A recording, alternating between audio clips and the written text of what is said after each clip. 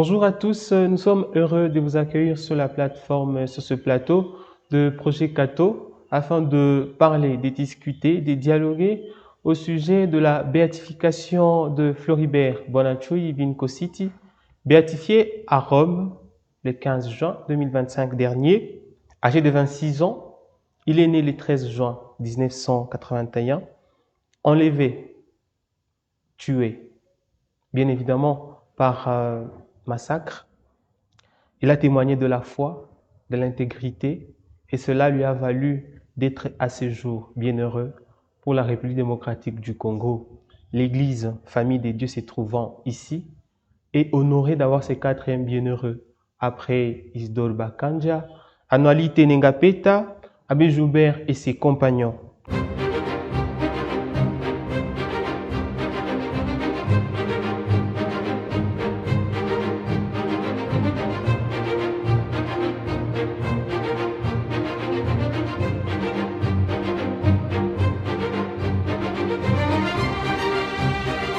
C'est ainsi que nous sommes heureux de vous présenter ce numéro spécial et d'accueillir nos invités.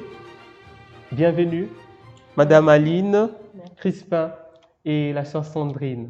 Soyez les bienvenus sur ce plateau et nous allons déjà vous présenter nos invités. Ils vont bien évidemment les faire tout seuls puisque je sais que vous avez en tout cas envie et le désir de les écouter.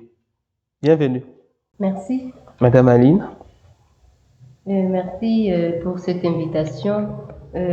Pour nous, des Saint-Egidio, pour tous les diocèses, on a reçu la nouvelle de la béatification du serviteur de Dieu, Floribert Bonacciui, aujourd'hui bienheureux, Floribert Bonacciui Vincositi, avec un sentiment de gratitude. Et ce que je peux parler de lui, c'était un homme passionné par l'évangile, d'écouter l'évangile. C'était un homme qui voulait servir.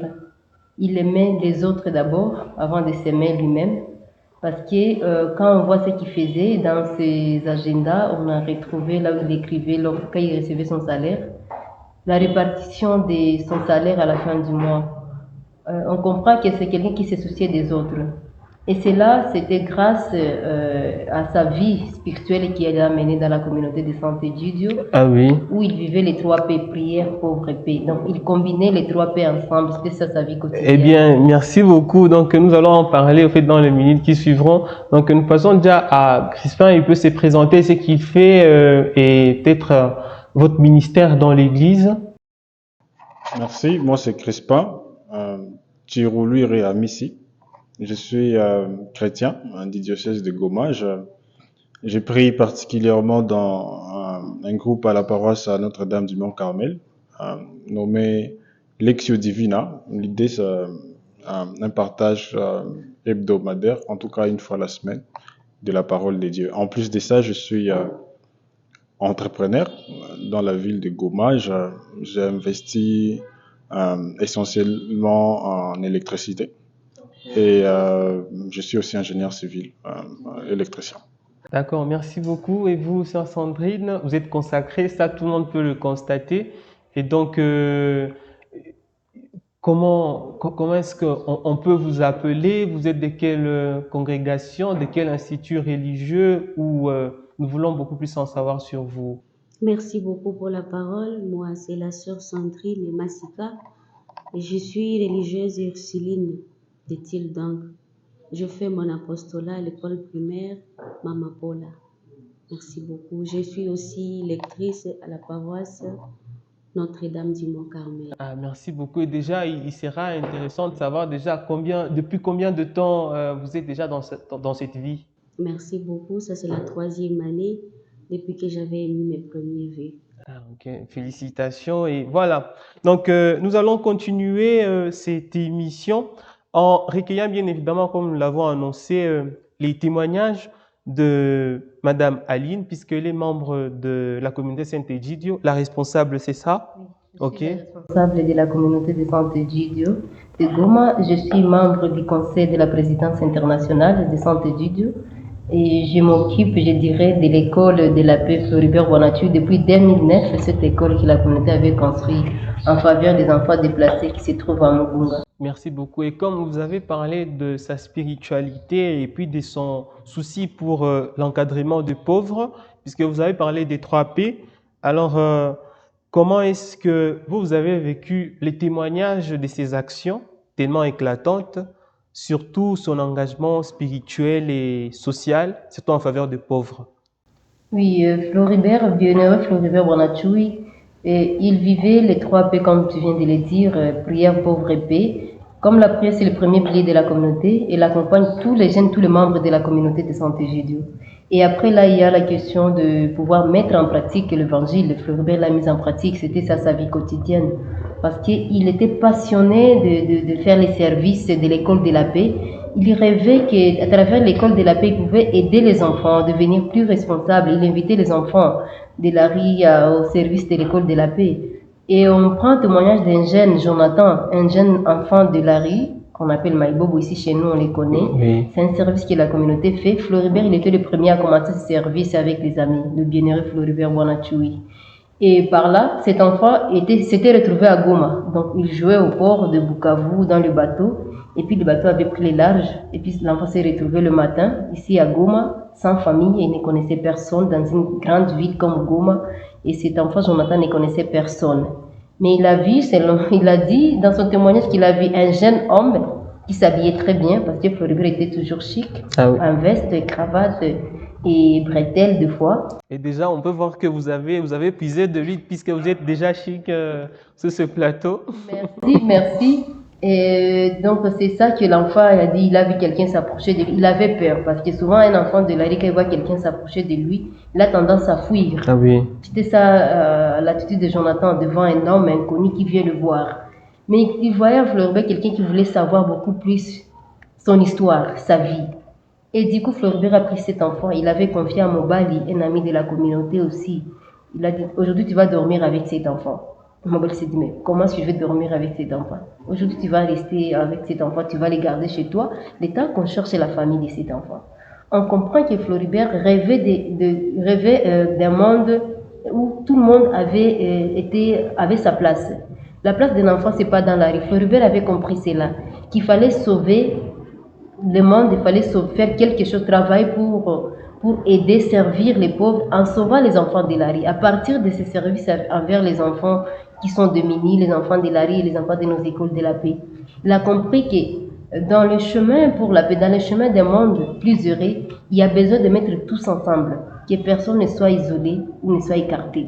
C'était ça sa vie, cette spiritualité de la communauté. Donc on comprend déjà là, il y a les 3 P qui sont vécus. La prière, il y a le service envers les pauvres, il y a aussi la paix. Parce que quand on pense d'un monde de vivre ensemble, un monde où tout le monde a sa place, on voit aussi la paix. C'est la question de paix, tout le monde vit dans la stabilité, dans un climat de paix, de joie et de partage. C'était ça la vie, je peux dire, cette famille spirituelle de Floribert qui est Saint-Égidio. Je sais que nous on peut témoigner de lui. Oui. Il a écouté, il a intériorisé la parole et il a gardé sa liberté. La parole de Dieu, l'évangile l'a aidé à garder sa liberté, même devant la doctrine de l'argent où tout le monde peut se plier.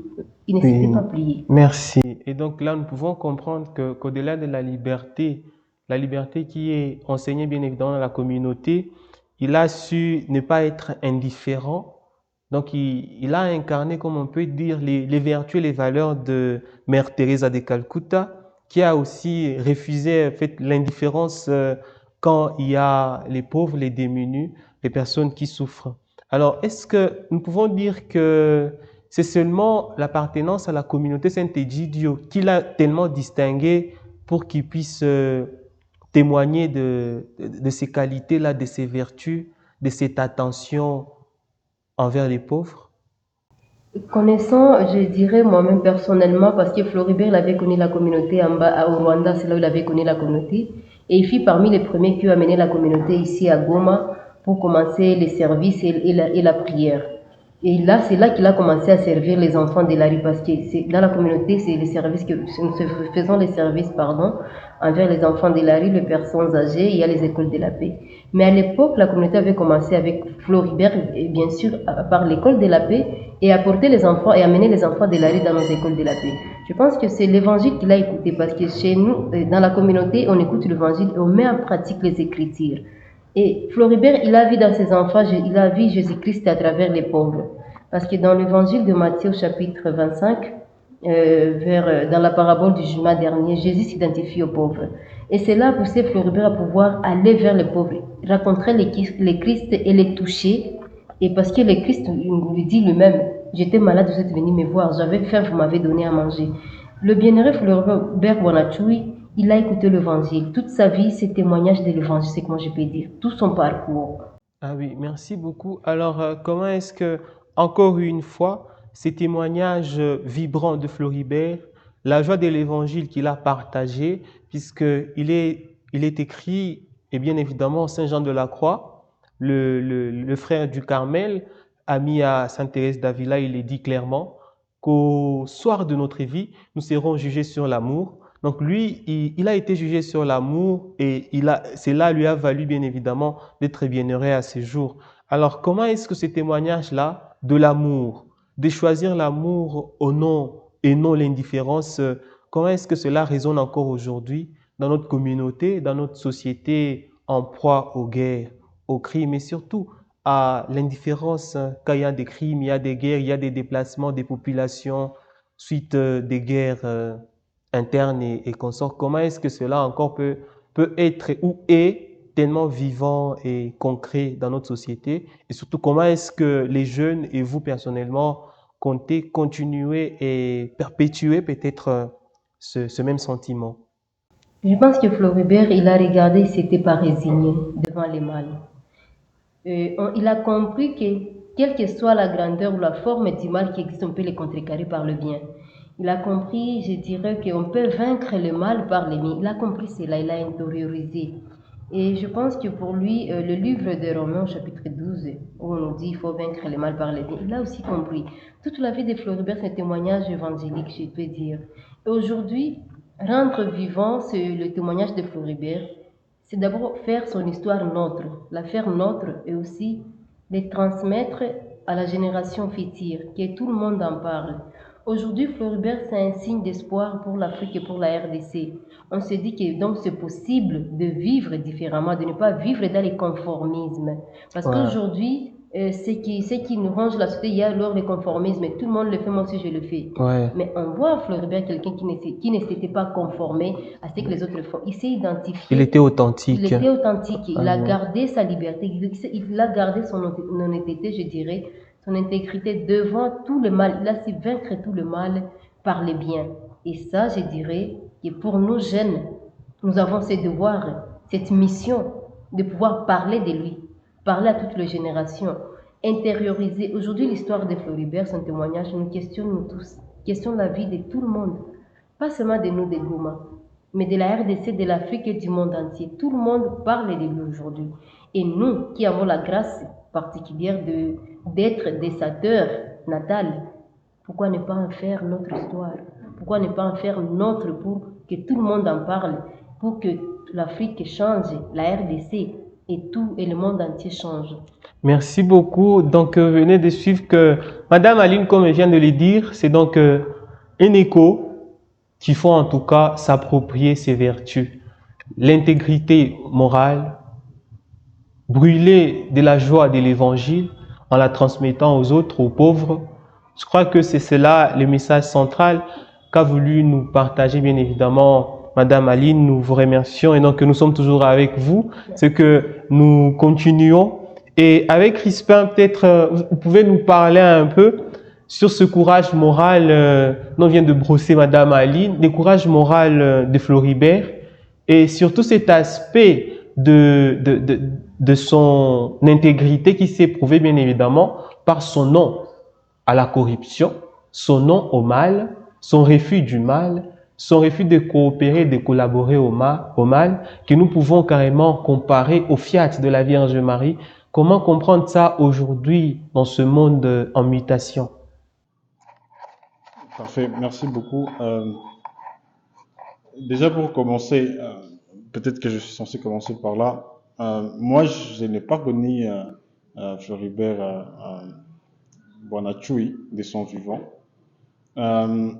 Mon premier contact, en tout cas pas vivant, pas physique, avec Floribert.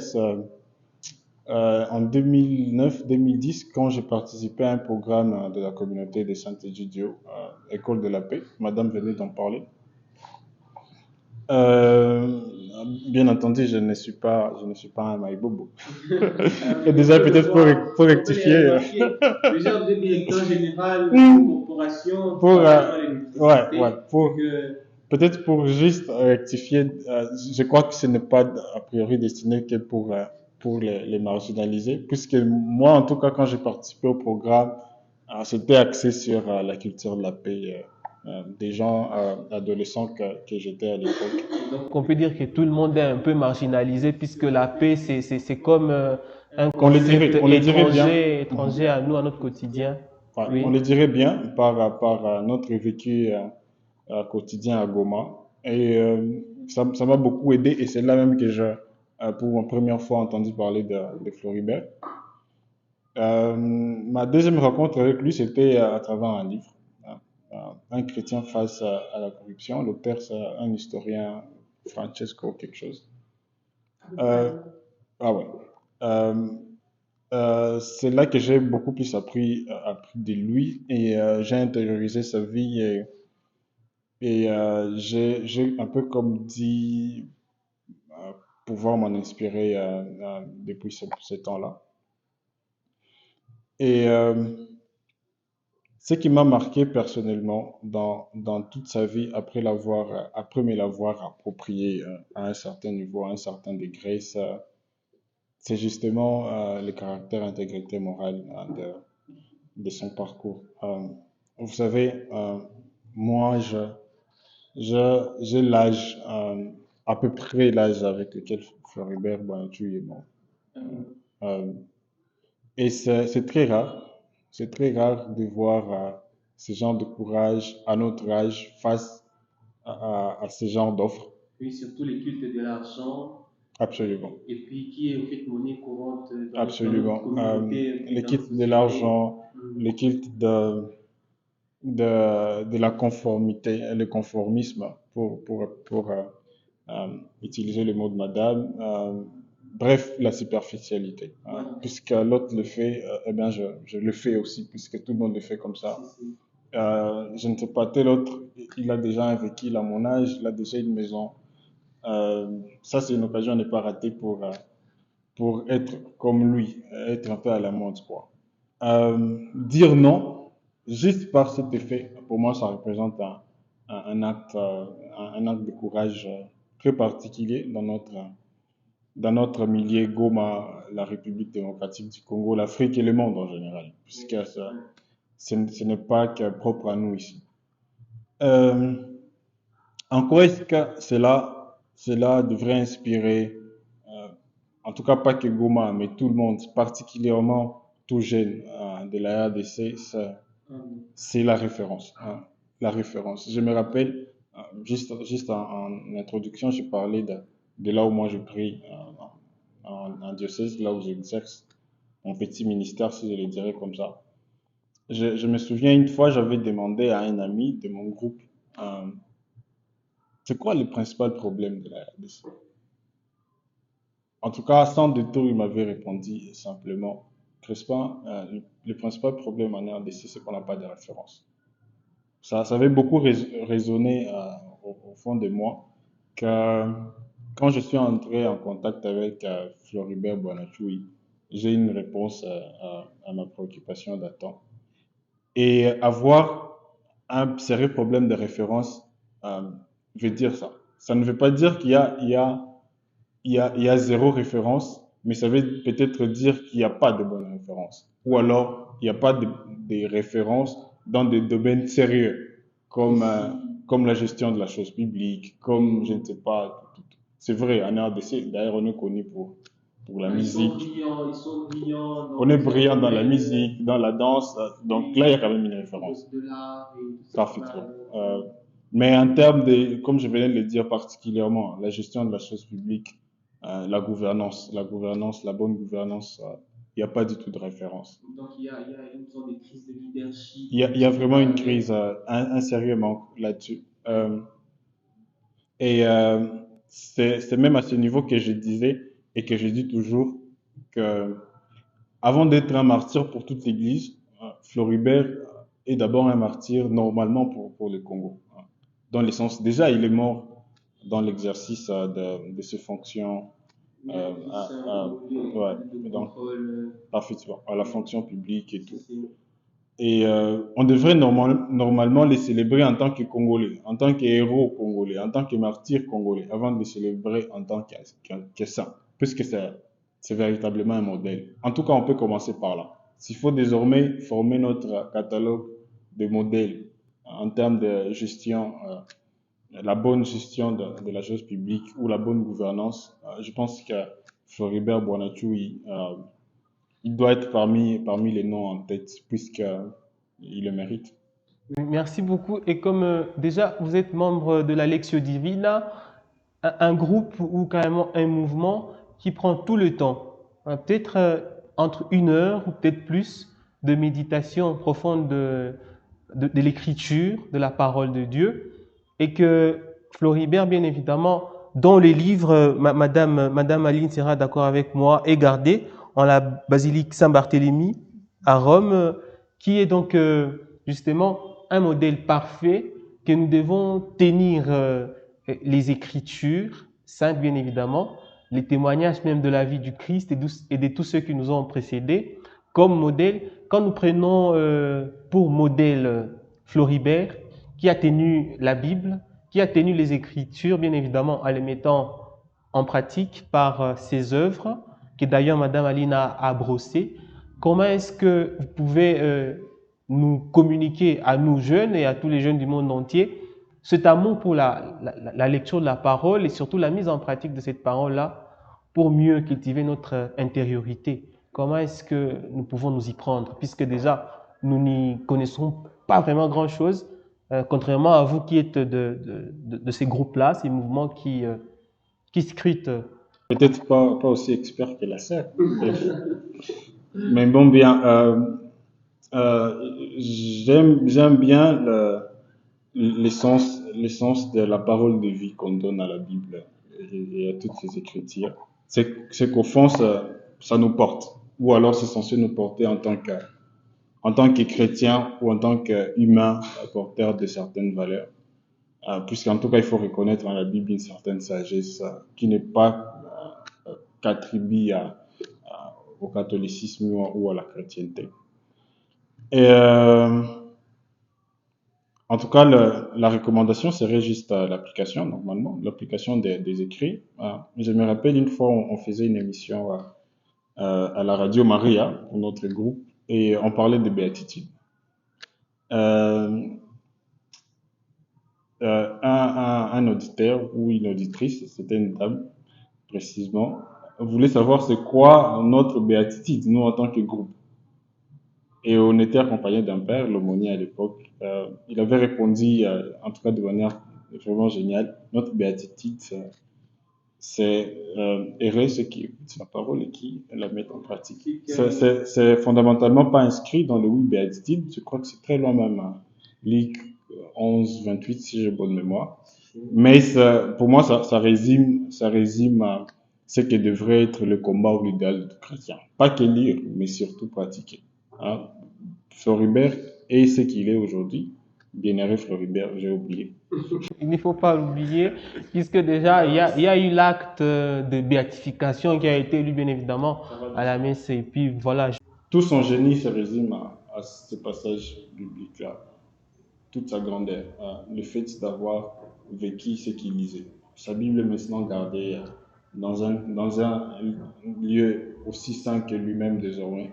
Et ça ne signifie pas juste qu'il les lisait. Qu'il lisait les Écritures de manière générale, mais il les vivait. Si on en est arrivé là, c'est puisqu'il il les vivait. Et plus fort encore, c'est que c'est sa soif, c'est sa faim là de la justice. Je crois même que c'est une béatitude. Je pourrais m'en rappeler. Puisqu'en fin de compte, comme on le dit bien souvent dans notre culture, ici au Congo et je crois au monde en général, que seul Dieu connaît ses saints. Et cela ne nous empêcherait pas, ne poserait pas de friction pour nous de reconnaître au moins certaines personnes qui se démarquent dans leur combat acharné contre l'injustice. Ah oui, merci beaucoup. Peut-être avant de vous laisser, on aimerait finir peut-être en jetant en fait de l'encre sur cet appel du pape Léon XIV à la formation au discernement, puisque le discernement s'est fait bien évidemment dans l'écoute, l'écoute tellement avec une certaine attention, surtout à la parole, s'écouter soi-même, écouter aussi l'autre, écouter au fait même les cris de la nature. Peut-être on va se le rappeler. Il y a aussi des variations climatiques qui peut-être empêcherait quelque part l'écoute de tout ce qui nous entoure, même l'écoute de nos problèmes particuliers et collectifs. C'est que comment on fait pour être tellement attentif à tous les problèmes qui nous environnent lorsqu'il y a bien évidemment ces crises de repères, ces crises des modèles. Bien évidemment, nous avons déjà Floribert comme modèle, mais il y a déjà une crise qui est là, crise de modèle, crise des repères. Et bien évidemment, c'est puisqu'il y a des églises, des confessions religieuses qui pullulent de partout. On ne sait pas comment tenir, comme Floribert l'a fait, lorsqu'il y a cette multiplicité de confessions religieuses, tant de confusion et surtout de bruit, là où le silence n'est pas tellement vécu comme il se doit. Ah oui, c'est un défi, c'est un grand challenge. Vous savez, euh, aujourd'hui, c'est de plus en plus fort et pressant encore, puisque vous venez de parler de la perturbation climatique. Euh, oui, on parle aussi de la pollution sonore. Déjà, on ne sait pas se concentrer dans des quartiers, dans certains quartiers mouvementés de la place. Mais on ne peut plus parler que de ça hein, dans notre monde actuel. On peut parler aussi, je ne sais pas, ce n'est pas une invention, je crois, de la pollution des réseaux sociaux. On est tellement scotché là que c'est peut-être très souvent difficile d'intérioriser, de se remettre à soi-même et essayer un peu d'évaluer sa position par rapport à ses idéaux et ses repères. Mais je crois que c'est toute la spécialité de l'Église catholique. C'est un prêtre qui me le disait une fois.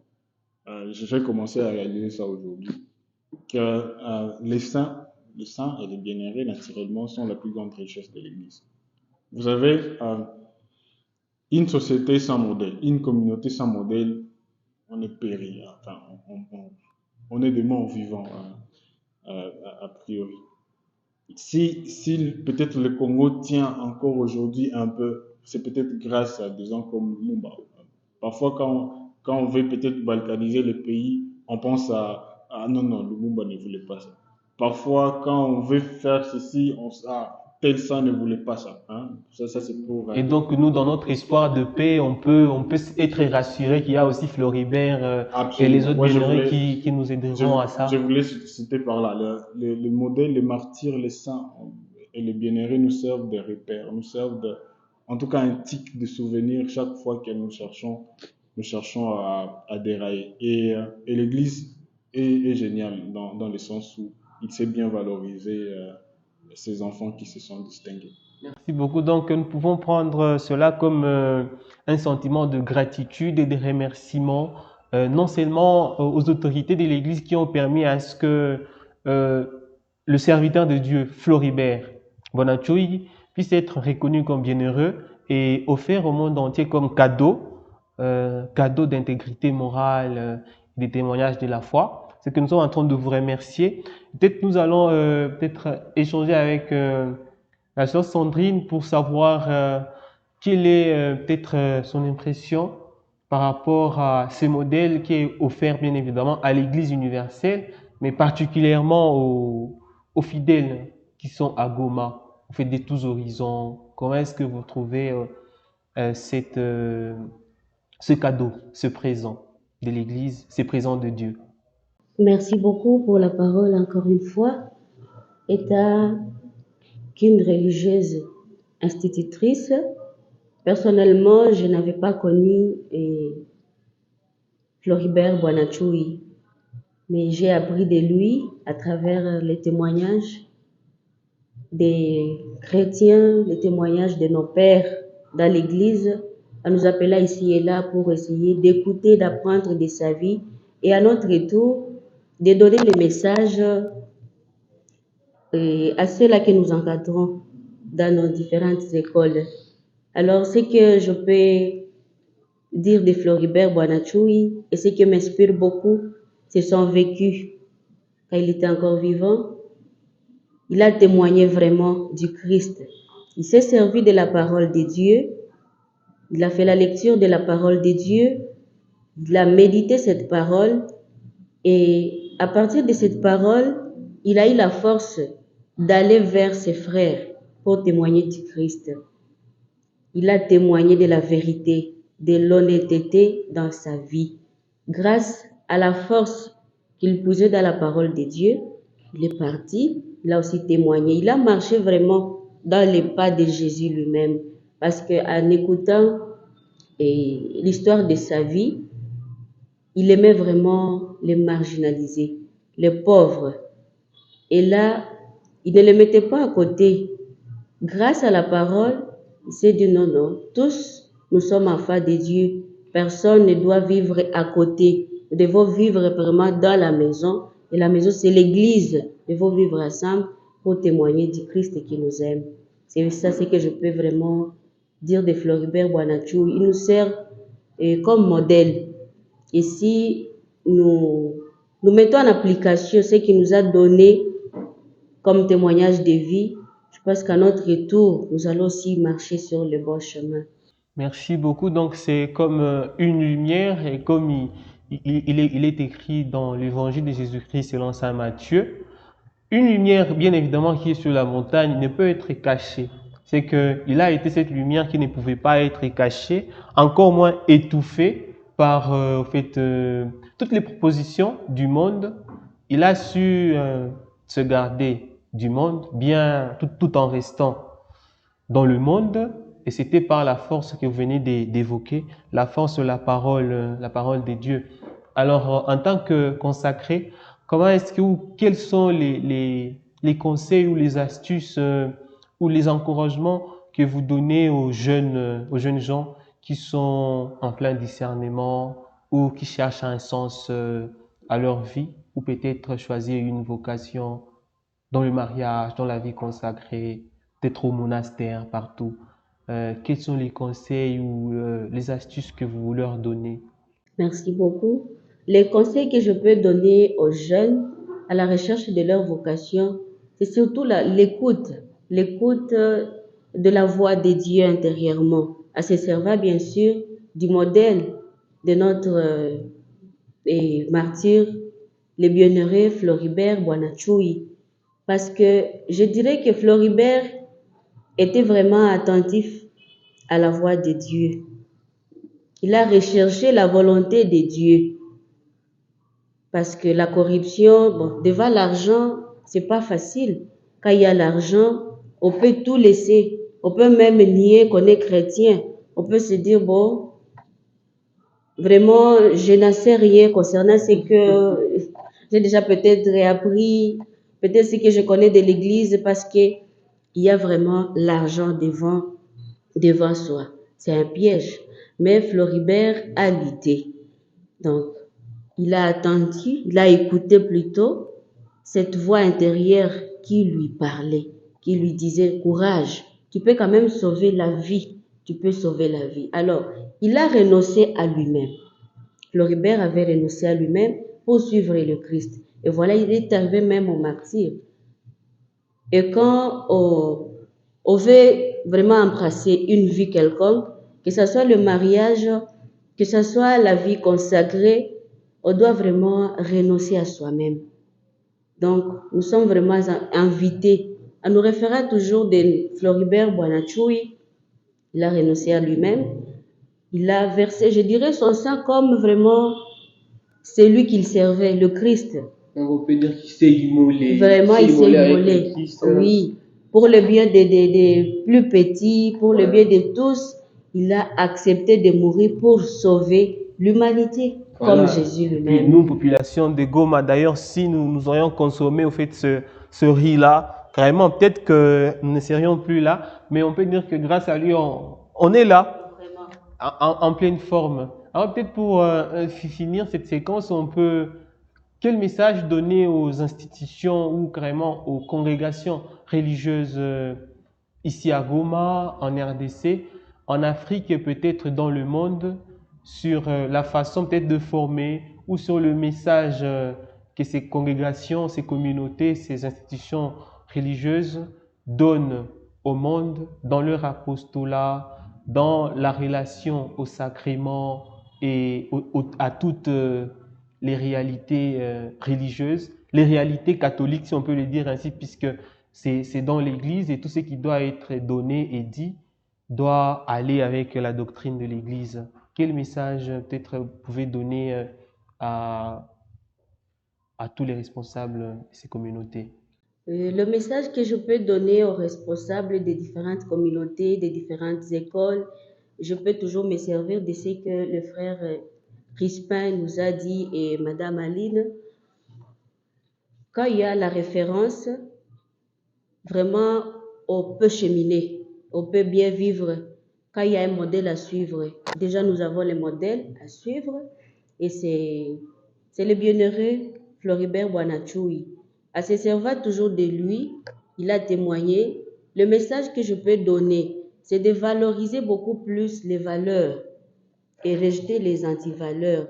Et les valeurs, c'est déjà les béatitudes que M. Crispin nous a dit. Ça se trouve dans la Bible. Donc, Floribert s'est servi de la parole de Dieu. Il a témoigné. Il a vraiment donné une place spéciale aux valeurs. Et c'est ce que je peux donner comme message à tous les responsables des différentes communautés, des différentes écoles. Là où nous allons, nous devons témoigner du Christ. Et le Christ nous demande de vivre vraiment comme des lumières. Nous devons vraiment éclairer les autres.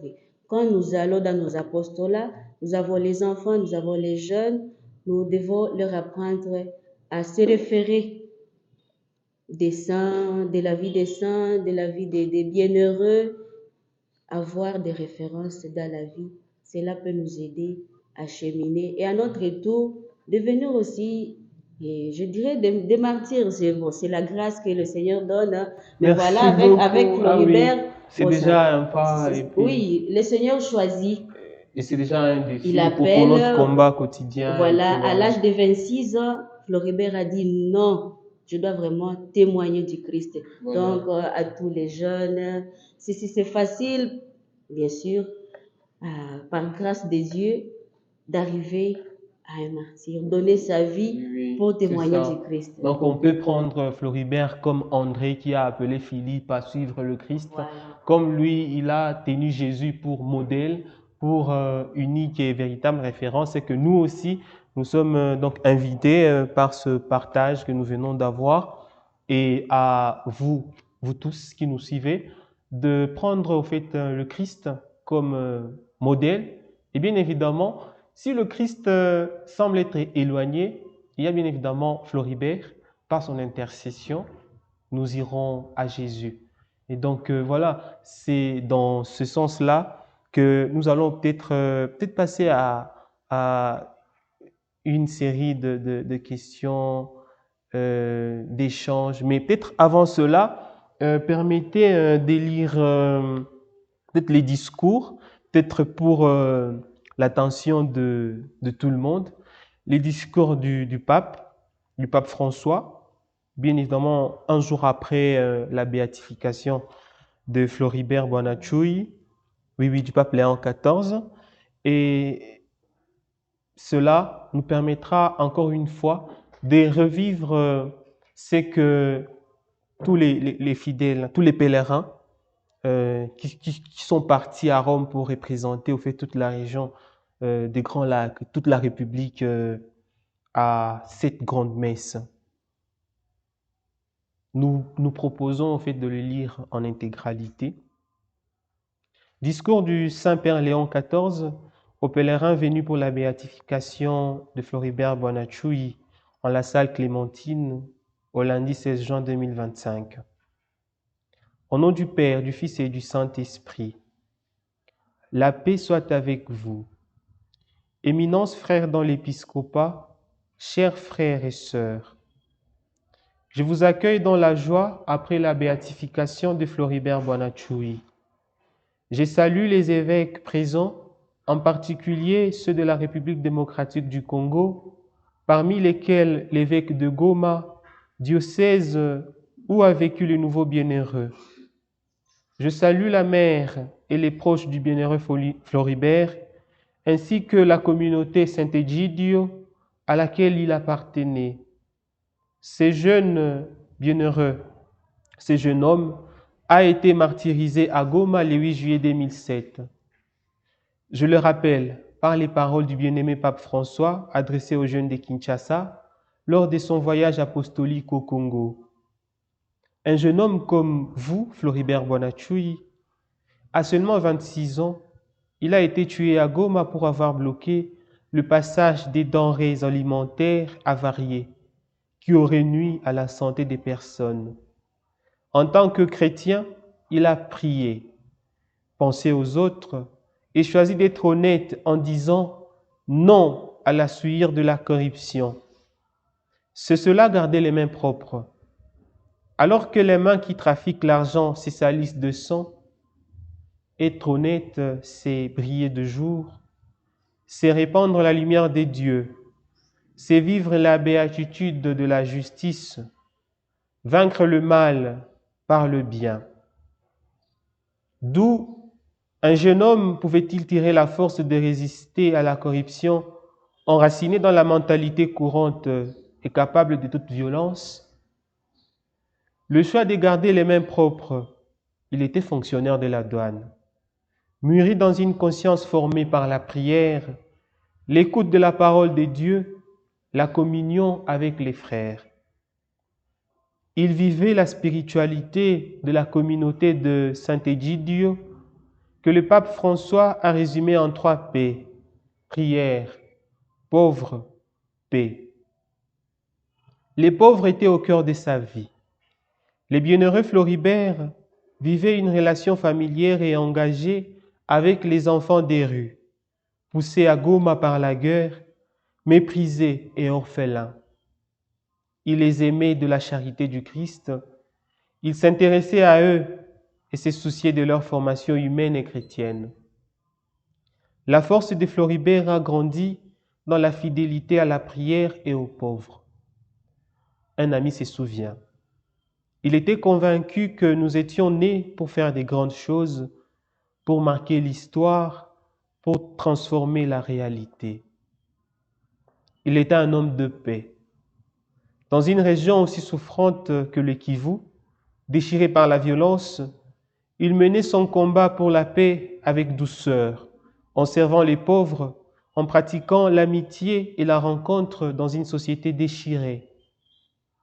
Une religieuse a rappelé qu'il disait « La communauté met tous les peuples à la même table ».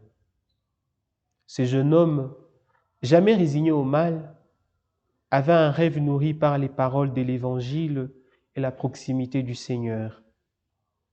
Beaucoup de jeunes se sentaient abandonnés et sans espoir, mais Floribert entendait la parole de Jésus. « Je ne vous laisserai pas orphelins, je reviendrai vers vous. » Jean 14, 18. Aucune terre n'est abandonnée de Dieu. Il invitait ses amis à ne pas se résigner et à ne pas vivre pour eux-mêmes. En dépit de tout, il exprimait sa confiance en l'avenir. Il disait, « Le Seigneur prépare un monde nouveau où la guerre n'existera plus, où les haines seront effacées, où la violence ne surgira plus comme un voleur dans la nuit, où les enfants grandiront dans la paix. » Oui, c'est un grand rêve. Ne vivons pas pour ce qui n'a pas de valeur. Vivons plutôt pour ce grand rêve. Un martyr africain, sur un continent riche en jeunes, demande comment ces derniers peuvent être un ferment de paix désarmée et désarmante. un laïc congolais met en lumière la valeur précieuse du témoignage des laïcs et des jeunes. Puisse la paix tant entendue, par l'intercession de la Vierge Marie et du bienheureux Floribert Boanachui, advenir bientôt au Kivu, au Congo et dans toute l'Afrique. Merci. Voilà, nous avons fini d'écouter les mots de ce discours très profond du pape Léon XIV, bien évidemment le lendemain de sa messe de béatification. Et je pense que c'est peut-être un moment aussi favorable d'étirer peut-être quelques éléments que peut-être nos téléspectateurs pourront garder. Peut-être chacun dira peut-être un mot sur une phrase des Floribert, peut-être que vous retenez ou que vous gardez peut-être de ces discours ou peut-être de la vie en général qu'il a menée. Peut-être un mot, une phrase ou une pensée qui sera un message fort à adresser à tout l'univers, au monde catholique, au monde non catholique, à tous ceux qui espèrent à la paix et au développement sans verser de sang. Merci, je dirais, de paroles de Floribert. Il disait que nous tous, nous avons le même droit et la même valeur aux yeux du Seigneur. C'était ça ce qu'il disait à ses enfants, aux enfants de l'école de la paix. Je dirais qu'aujourd'hui, il y a besoin de construire les lieux où se forment des personnes comme Floribert. Et c'est là, c'est dans notre église et dans nos lieux de rencontre que, comme mon frère Crispin l'a dit, les réseaux sociaux aujourd'hui pensent dérouter, désorienter la jeunesse. Il y a besoin de trouver quelque chose qui nous montre une bonne voie à suivre. Et nous savons où le trouver. Déjà, nous avons un guide, nous avons un leader, bienheureux Floribert Boanachui, qui a ouvert un chemin que nous tous nous devons emprunter pour pouvoir construire le monde, les rêves dont Floribert rêvait, les Congos dont Floribert rêvait. Donc aujourd'hui, ce n'est plus le temps de rester dans des choses ordinaires, dans les choses quotidiennes, de pouvoir aujourd'hui faire taire à un moment le bruit de notre quotidien et pour pouvoir continuer à emboîter les pas de Floribert afin que nous puissions sauver le monde, voire construire le monde où Floribert le disait dans ses paroles que c'est possible, nous sommes nés pour faire de grandes choses et transformer l'histoire. Merci beaucoup. Il y a besoin de le faire aujourd'hui. Donc c'est donc une urgence. Oui, c'est une urgence, oui. Oui, alors Crispin, qu'est-ce que nous retenons de la vie des Floribert? Qu'est-ce que le monde peut retenir? À quel engagement ils peuvent déjà se fier grâce à ce témoignage de vie? Moi, je retiens là où Madame Valide venait de finir. Les rappels, en tout cas c'est un rappel que nous sommes nés pour de grandes choses et après transformer l'histoire. Et comprendre que être né pour les grandes choses veut dire avoir le courage de dire non aux petites choses. Les petites choses, c'est à savoir la corruption, je ne sais pas, accepter le compromis injuste et tous les autres. C'est une grande victoire ou alors une grande nouvelle, une grande victoire en tout cas, pour tout fidèle et tout Congolais ou tout humain conscient. Ce couronnement du bienheureux Floribert Boanachui, dans le sens où, comme je l'ai dit et comme nous continuons à le dire ici, nous avons désormais un modèle. Nous avons une référence ô combien intéressant il est de notre terre. Du coup, on a peut-être plus de chances de réussir dans ce combat que si on n'en avait pas. Vous savez ça, c'est souvent ou peut-être toujours très compliqué de faire quelque chose de bien ou de nouvellement bien quand on est le premier à le faire.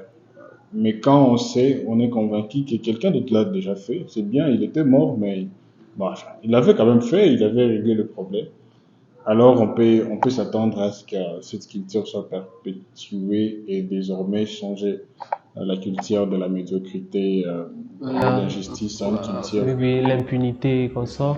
Alors, merci vous, sœur Sandrine. Qu'est-ce que nous gardons de la vie des Floribert et voilà, en quoi est-ce que nous devons nous tenir sur ces défis, ces challenges qui nous est lancés à l'issue de sa béatification. Merci beaucoup.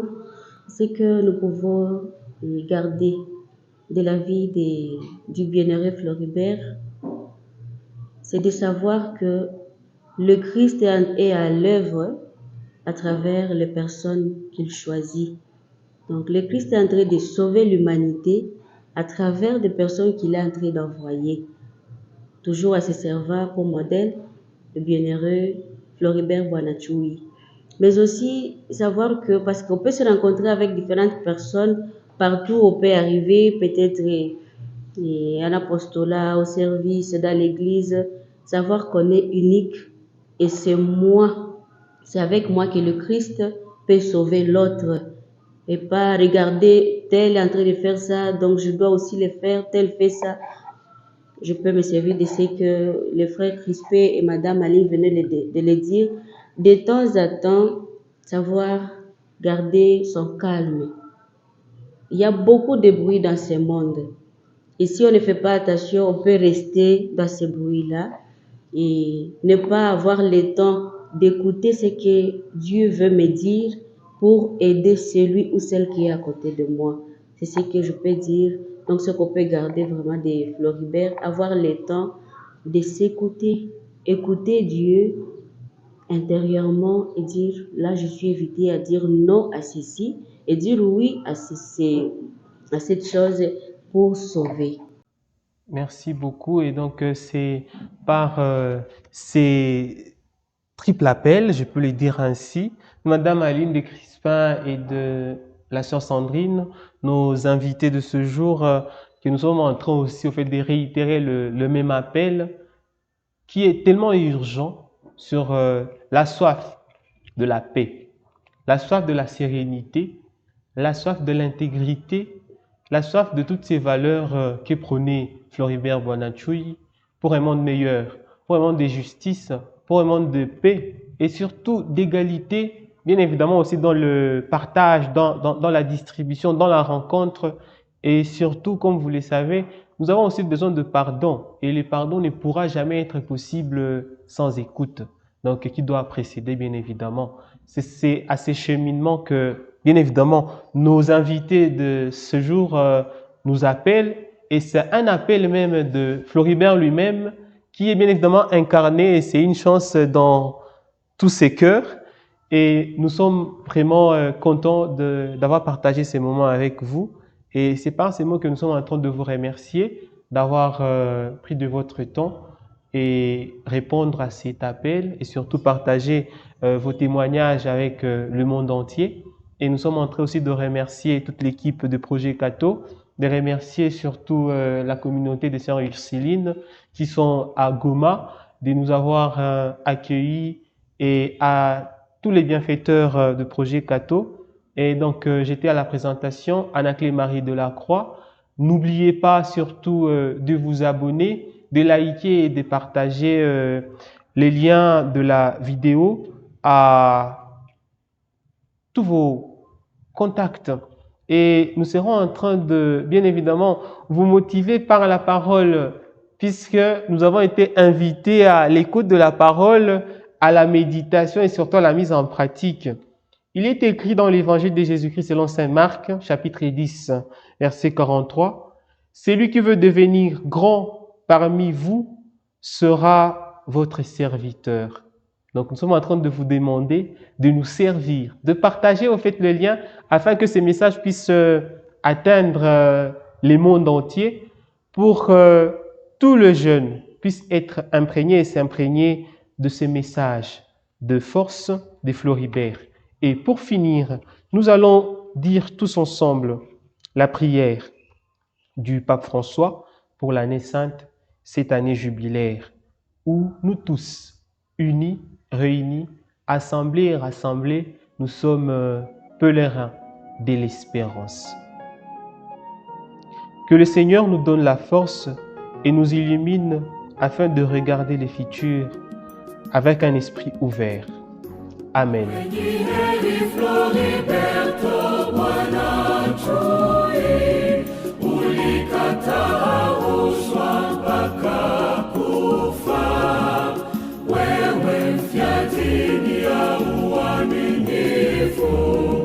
Tuombee tufuate mfano wako.